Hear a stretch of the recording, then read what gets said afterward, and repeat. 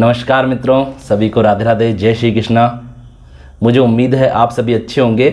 Science today classes में आपका हार्दिक स्वागत, हार्दिक अभिनंदन। अगर आप चैनल पर नए हैं तो चैनल को सब्सक्राइब कीजिए, वीडियो को पूरा अंत तक जरूर देखिए, तब आपके जीवन में भी कुछ चमत्कार हो सकता है वीडियो को पूरा देखने के बाद। देखिए आप ध्यानपूर्वक, आज मैं आपको दो महिलाओं के बारे में बताऊंगा जिनके साथ में रियली में चमत्कार हुए हैं। ठीक है, और ये किस प्रकार से हुए हैं समझिए आप ध्यानपूर्वक, बने रहिए मेरे साथ। चेतन मन समुद्री जहाज का कप्तान है। यह जहाज को दिशा देता है। देखो हमारे यहाँ ना दो मन होते हैं, एक तो होता है चेतन मन जिसे इंग्लिश में कॉन्शियस माइंड कहते हैं, दूसरा होता है अवचेतन मन जिसको क्या बोलते हैं अपन सबकॉन्शियस माइंड भी कहते हैं। चेतन मन समुद्री जहाज का कप्तान है। यह जहाज को दिशा देता है, यह इंजन रूम के लोगों को आदेश देता है तथा वे बॉयलर, यंत्रों और बाकी के उपकरणों को नियंत्रित करते हैं। उन्हें यह पता नहीं होता है कि वह कहां जा रहे हैं, वे तो सिर्फ कप्तान के आदेश का पालन करते हैं। अगर कप्तान कंपास और बाकी यंत्रों के आधार पर गलत या दोषपूर्ण निर्देश जारी कर दे तो जहाज चट्टानों से टकरा सकता है। इंजन रूम के लोग कप्तान के आदेशों का पालन करने के लिए बाध्य होते हैं क्योंकि वही बॉस है। चेतन मन ही क्या है, कप्तान है।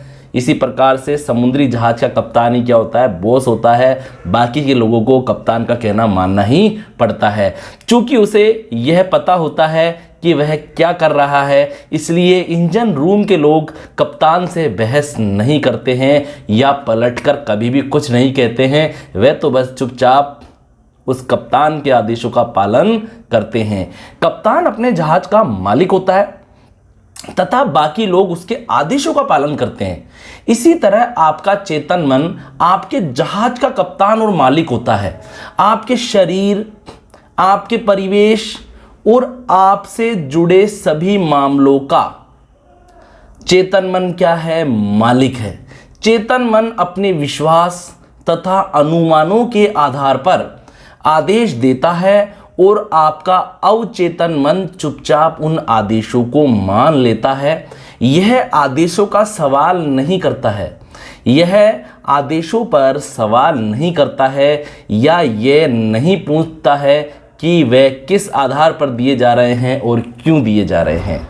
अगर आप खुद से बार बार कहें कि मेरे पास इस चीज़ को खरीदने के लिए पैसे नहीं हैं, तो आपका अवचेतन मन आपकी इस बात को सत्य मान लेता है। वह यह सुनिश्चित कर देता है आपके पास अपनी मनचाही चीज़ को खरीदने के लिए कभी पैसे ना रहें। जब तक आप ये कहते रहेंगे मेरे पास उस कार, छुट्टियों, उस घर के लिए पैसे नहीं हैं, मेरे पास उस कार को खरीदने के लिए पैसे नहीं हैं, जब तक आप ये कहते रहेंगे मेरे पास उस कार को खरीदने के लिए पैसे नहीं है, मेरे लिए छुट्टियां बनाने के लिए पैसे नहीं है, मेरे पास उस घर को खरीदने के लिए पैसे नहीं है, तब तक आपका अवचेतन मन आपके आदेशों का पालन करता रहेगा। आप जीवन में इन चीज़ों को कभी नहीं खरीद पाएंगे दोस्तों। आप सोचेंगे कि ऐसा परिस्थितियों के कारण हुआ है। ठीक है, आपको ये लगेगा ही नहीं कि आपने अपने नकारात्मक विचारों से ये परिस्थितियां खुद ही बनाई है। पिछले क्रिसमस न्यू ईयर पर नीना डब्ल्यू नाम की एक युवती जो दक्षिणी कैलिफोर्निया यूनिवर्सिटी की छात्रा है, बीवरली हिल्स के एक बेहतरीन शॉपिंग इलाके से गुजर रही थी। उसके मन में बहुत ही उमंग थी। वह बफेलो न्यूयॉर्क में अपने परिवार के साथ में छुट्टियां मनाने जाने वाली थी। जब नीना एक दुकान के पास से गुजरी तो उसकी निगाह डिस्प्ले विंडो में रखे एक सुंदर स्पेनिश लेदर बैग पर पड़ी।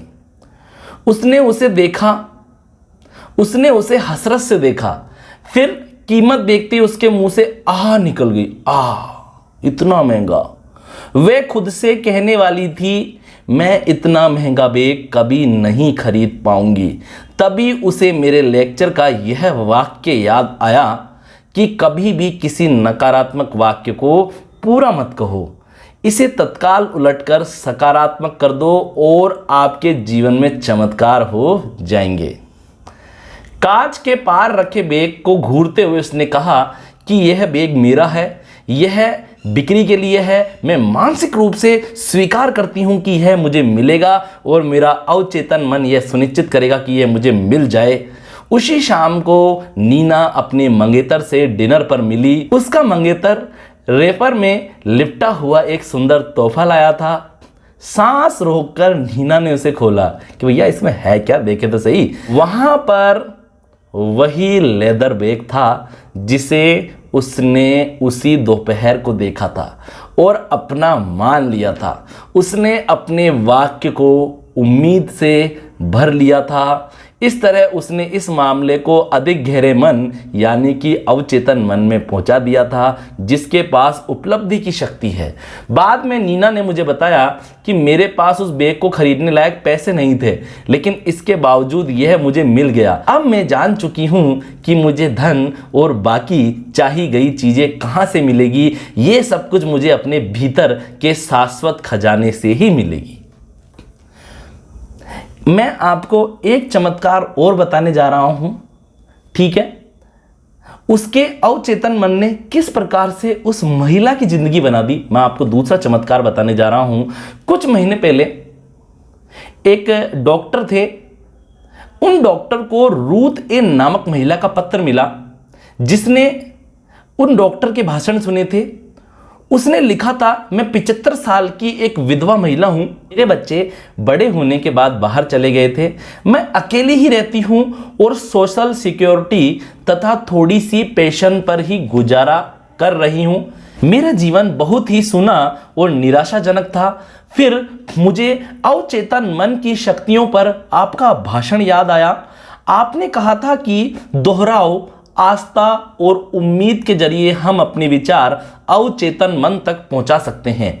आखिर हम अपने विचारों को अपने अवचेतन मन में डाले कैसे? अगर आपके विचार एक बार आपके अवचेतन मन में पहुंच गए तो फिर आपके काम को पूरा होने से कोई ताकत नहीं रोक सकती है दोस्तों, ठीक है।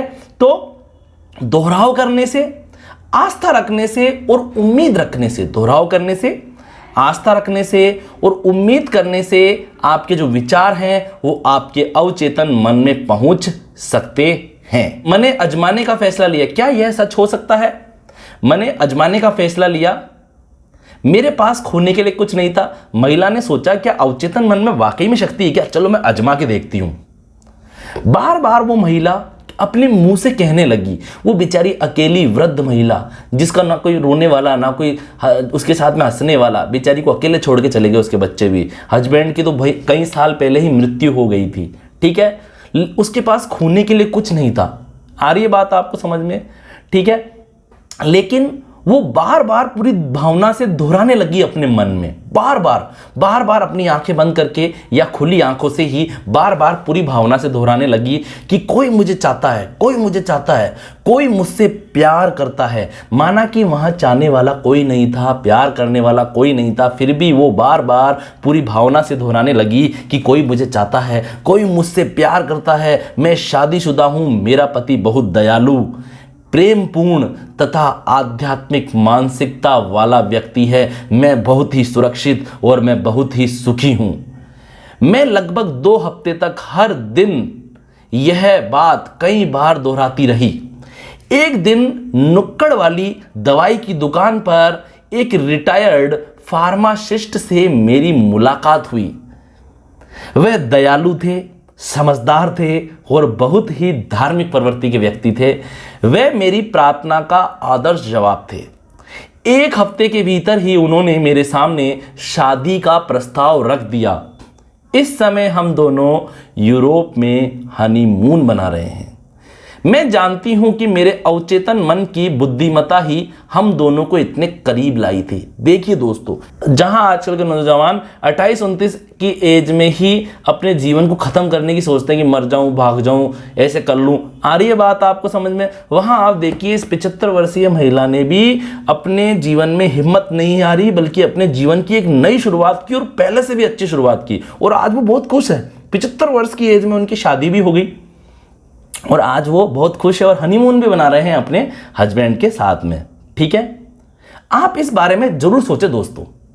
जो भी चीज सच्ची होती है, जो भी चीजें ईमानदार होती है, जो भी चीजें न्यायपूर्ण हैं, जो भी चीजें शुद्ध हैं और जो भी चीजें प्यारी हैं, जो भी चीजें अच्छी हैं, अगर कोई आस्था है, कोई अगर प्रशंसा है, तो इन चीजों के बारे में सोचें।